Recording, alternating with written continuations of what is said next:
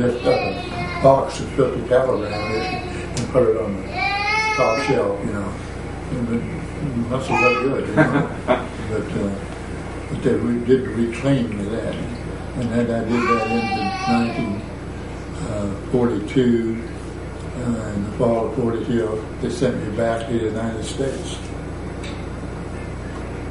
You know, on the catches, there were Anderson and Christopher were shipbuilders, and they made tuna boats. I may have told you about that. It's coming down, maybe not. They made 2 tuna boats, and then they said, well, the Navy told them, said, well, keep making those tuna boats, and we'll put a 20 millimeter mount on the front. We'll put another 20 millimeter mount on the back, on the top of the pilot house. So they had been 2 there. So we had to wait till ours was finished building. But when it was finished building, we went back overseas. So what did they do with those boats? The tuna boats? They used them as inter-island transport between islands, in specific, the Solomon Islands. So I went back over. I don't guess I told you about it, but we went back to Pearl. And the funny thing, when we lived in San Francisco, we had a Chinese cook, and I thought, we're going to eat good with that Chinese cook.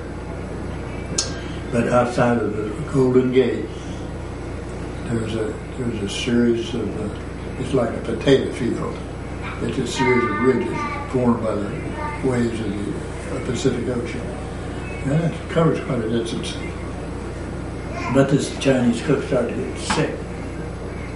And he got sick, and he got sicker.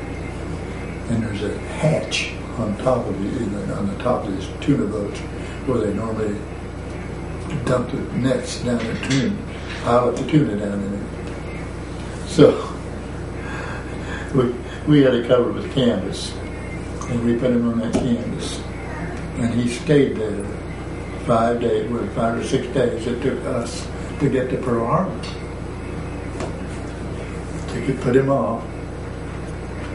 We got a guy from under an old raw bone. I think he's from Tennessee, someplace in the Appalachian. Just using a wire, not an ounce of fat on him. And I wasn't sure about him. So, but first day, we were going to have pork chops. He got a pan of grease.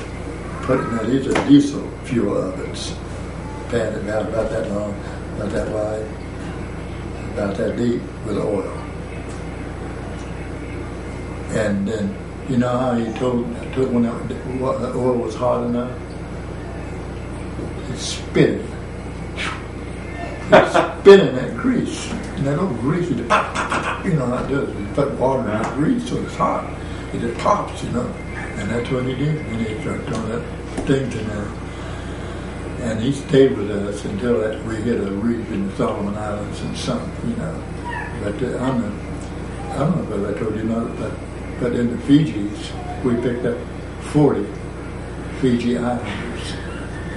40, they were military Fiji Islanders.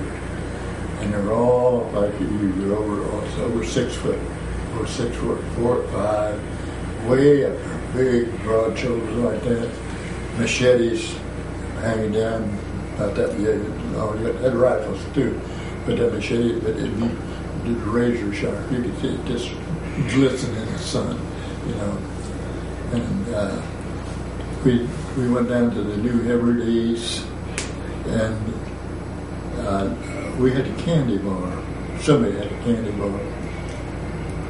And he saw some roaches out there down there, and he threw that big candy bar, the Hershey's candy bar, and them roaches were there. You've never seen a roach. These roaches were like that. And they went got that candy bar, and they tore the paper. They tore the paper off of it. And they cut to that chocolate. See? Never in my life did I see anything like that. But anyway, we went up to the Solomons, because the radio station up there, giving away our ship positions. See, when we were coming up from the ship positions, we're coming up from the south. Guadalcanal's here. There's an island over here. I forget the name of it, but then there's Tulagi. But these supply ships, cargo ships, are coming to the slot. Up above here is New Georgia Airfield in Munda Point, New Georgia. And this radio station, lower part of Guadalcanal, would wire up there, and those planes would come down and sink that cargo ship. But we would let them guys and 40 Fiji Islanders off. I didn't know what they were for and had no idea, not until then, that they were there to get that radio station. And where we put the bow up against the bank, I was senior, this is man aboard, so I was telling the skipper what to do with the ship. And the topography, it was just kind of a steep hill there. It came right down pretty deep. And I saw stingrays big as this table. Wow. Right there. That's fine. But we put the davit bow here, put the stern lines about both sides and tied them to trees to stabilize the ship. And these 40 Fiji Islanders jumped on. He jumped off that bow. Gosh, it's got to be, 6, 7, 8 feet. He landed down there, and all of them had feet 14 or bigger, big feet. Barefoot? The jungle was dense, like that. Were they barefoot? No, they had shoes on. But those guys disappeared into that jungle. Not a twig. You couldn't hear it. I said, just eerie. It was eerie, really, because those guys just disappeared, So we left there almost dusk and went around to the other side of the island. It's still on the southern tip. Walking out like that. We were here. We moved around over here to pick them up at a appointed place. So I just started talking to the guys the next day. Morning we picked them up and said, since I knew what we were there for, I just said, did you get those guys? Yeah. There's a certain amount of pidgin English goes on. But anyway, I said, he said, did you get those guys? Yeah.